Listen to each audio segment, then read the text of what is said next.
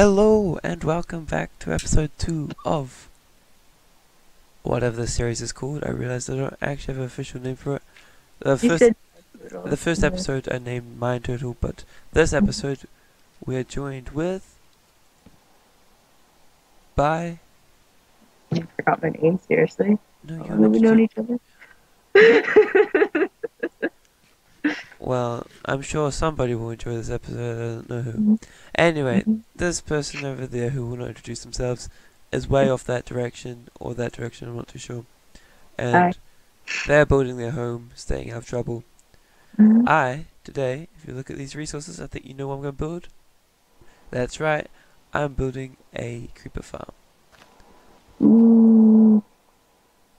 That was the correct reaction to hearing such I'm not quite, I'm not too familiar because I've only built it like once in creative mode. So I'm not too familiar with it. So I do have a reference picture which I will be going back to, so if I'm ever just not moving on screen, that's probably why. Okay, so first of all, I'm going to look at the picture now, which hopefully doesn't mess with the recording. The first things first, we place a button. Okay, that's where this is going to begin. I think this looks like a good place, as good as any. Now underneath this button, this is also sort of a tutorial to my design of a creeper farm. I wouldn't suggest using this design, it's completely impractical and has no real advantages to anything other than the fact that it looks cool. So you push the button, redstone turns on. The one downside to this design is the creepers don't willingly walk into the holes because they are a 3-block drop. But it is a low enough drop that they will walk in if they've got nothing else to do because they won't take damage from it. So it's not like they won't drop down, it's just that they have no real reason to. So what you have to do is you just kind of have to leave them alone, and their pathfinding will walk them into the holes. So it's cool. So now you get a sticky piston, like that. So what happens, interestingly enough, is let's put a button here. If you push the button, it just does that. Which is kind of a weird thing to happen, but it makes sense if you look at it. And where did the button go? The button ran away. Where's the button? There's the button. Anyway, so that's the first step. Now we need some. I'm making everything out of lime because one, I am a turtle, and two, this is creeper. Creepers are green. First of all, you might notice my armor. Ashley, where's your magnificent diamond armor? Well, funny story there. The nether in this world, for whatever reason, has been reset to its defaults. Like, we didn't do too much. We mainly put that spawning platform, but it's been reset, so we haven't got anything in the nether. So I thought I'd test whether the end was also, reset, like another ender dragon. And I was like, I'll take off all my, I'll put all my stuff in a chest before going in, just in case the ender dragon's there. The ender dragon is there, but I forgot to take off my armor, so, And I didn't want to kill it. I mean, I could have probably killed it and came back, but I'm going to close myself in here so that nothing drops in on us. But, what? Actually, I killed a rabbit. Anyway, I didn't want to kill that off camera because, I mean, we got a chance to do a dragon fight again, which means we will get 2 dragon eggs, which is weird, but not cheaty because, I don't know, it's not. Okay. So, at this point, you probably know this is going to close off the top. That button's going to release them. That makes sense. And, I apologize for random outbursts in the background of regret. Why am I something that you regret? I'm sorry. Yep. I just killed a zombie with my bare hands. You can shut up. Okay. Anyway. I actually forget what block goes there. Oh, a solid block. It doesn't actually matter. But for the purposes of I've designed this. Oh, I hope nothing's up here. I've tried to light it up so nothing will spawn. but I kind of ran out of jack-o'-lanterns. But it looks like it's a relatively good job. Well done. Then you just want to place a piston over here, a sticky piston, of course. And I think that's it. Right. So it's all open and then poof. No, I'm trapped. The creeper can't do that because it's not a human. And then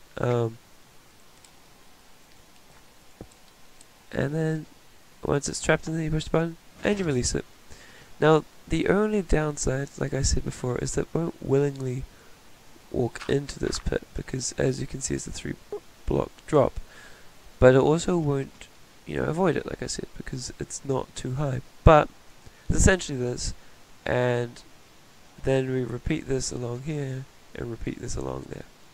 And I'll make probably 16 of them or so, and then I'll get right back to you. See you then. There's a zombie behind you. Actually, come closer. Oh, over there. I think you're joking. Okay. Yeah. Oh, no, wait, stay there. Crouch. Face me. Face me, crouch. And we're back. This is the mystery person who refuses to say their name. Yeah. It's Kim Possible, in case you're wondering. So here, yeah, come with me, come with me. This mystery person is about to go away and find a new home. But here's 4 of them next to each other. Do you want 4 in one, just so we can show it again? Oh, my lab rat. Yeah. Oh, pick one. Okay. She is a creeper. She's green, so it's and then we push the button, and she falls down. I haven't dug out ground underneath them yet, but she would fall into a pit. So that's Freya. Nope. Can you give that back? No. I'll kill you. Give that back. Kill me. Don't kill me. Give it back. Give it back. Now she is always going to be wearing armor, mainly because I'm really gross. she lacks creativity. No, it's not that I like creativity, it's just really tedious. She is one color. She'd be terrible at green screen. Or perfect for green screen, I guess. You'd just be a floating face. Or floating eyes and mouth. Anyway, so she's going off on her journey. Yep. And so go away. Shoot. Okay. And I'm going to close this up. I should probably say now that it's night. Okay, whatever. Anyway, Place. so here, I could just place another one here and another one here, but we're not going to do that because we could save a little bit of space and do it way more complicated. Now, I wonder if I have a picture of it. I mean, you won't be seeing the picture of it even if I do. Okay, so I don't actually have a picture of how to put them next to each other. So, oh no, wait, there we go. So on this face, they're really close to each other actually. You just switch the pistons a block apart. So that's one piston there, and the other piston not there. Why was I trying that?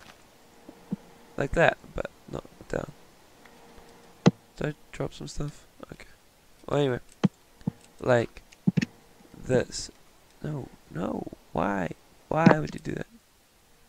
Why do you hate me? Impossible. I didn't do anything. Why are you yelling at me? That's what they will say. Anyway. I lost my stone slab. It makes me so sad.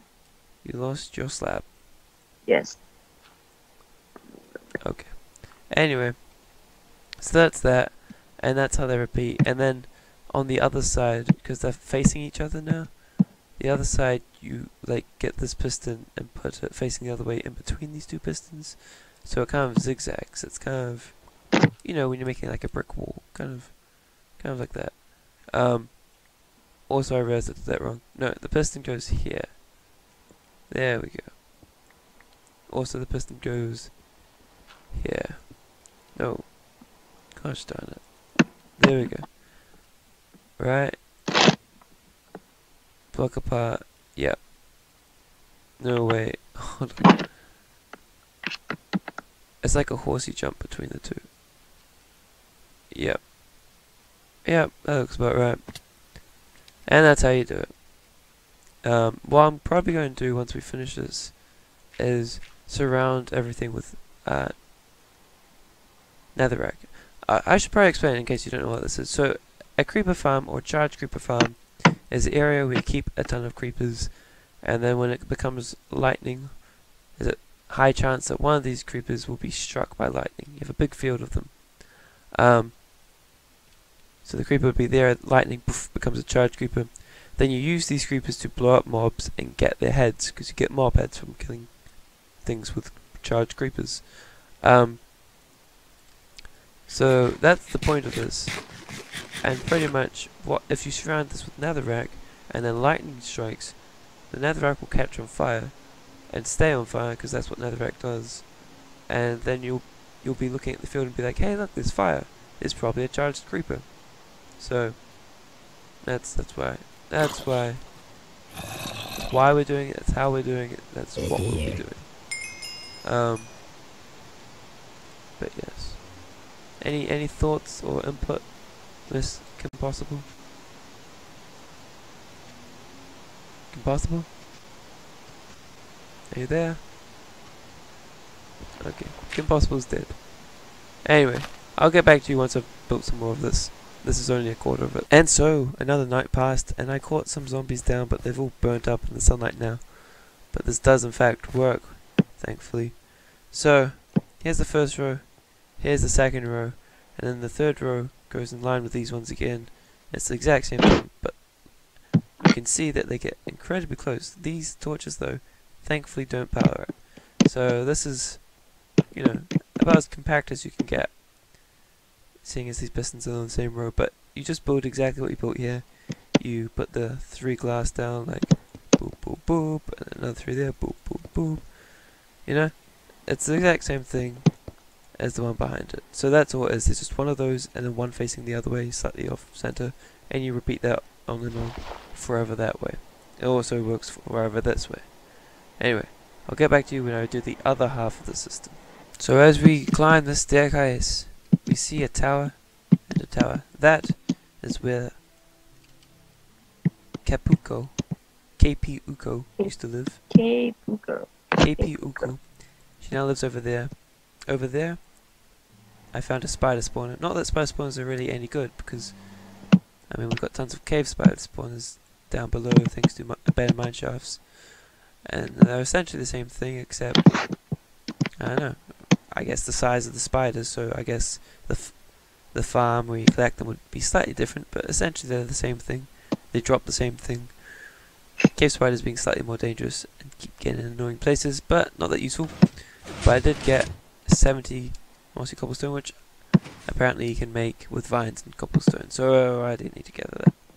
But I didn't know. I knew you could do that with mossy bricks. I knew you could make that, but I didn't know you could do that with cobblestone. And I finished this up. You know, let me know if you think I should switch out the grass to stone bricks or something like that. I don't know. I mean, I'll probably extend it this way quite a bit, so we have a big farm. But I'm not sure. I mean, I like the idea of keeping it a field, but at the same time, I feel like the pistons and the grass don't look too well together.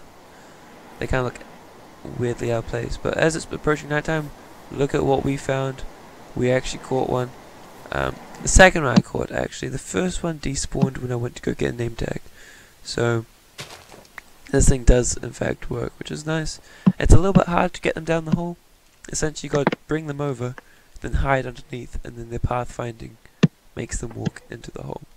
And I think we can speed it up if we dig out the edges and make it a big enough drop that they don't want to drop down, and they're like, oh, here's a smaller drop, and then they get caught. And that's how you catch them.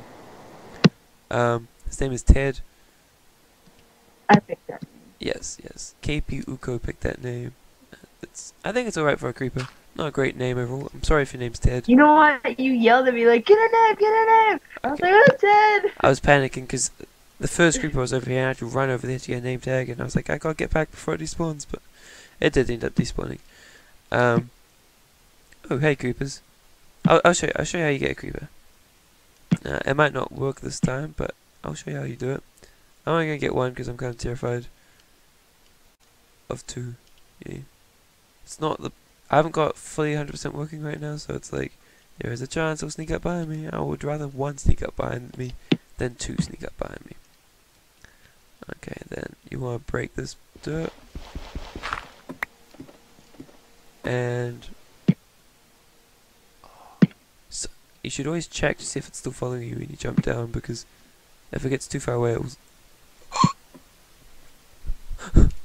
Well, that's its face. So then you kind of just like stand over here and wait for it to fall down. He's got to listen. That's how you get one like that. Although I don't. Oh, I haven't named this thing. I don't have enough iron to make another anvil. If you do fall down, I'm going to kill you. Or hate you. Maybe KP Uko might come back. Might be hard to convince it. But Robert G. Stopped by for a bit. And we did some caving, but I didn't record that because it was just, just casual caving. Just lighting up caves that were already lit up, but we were finishing them off and stuff. But anyway.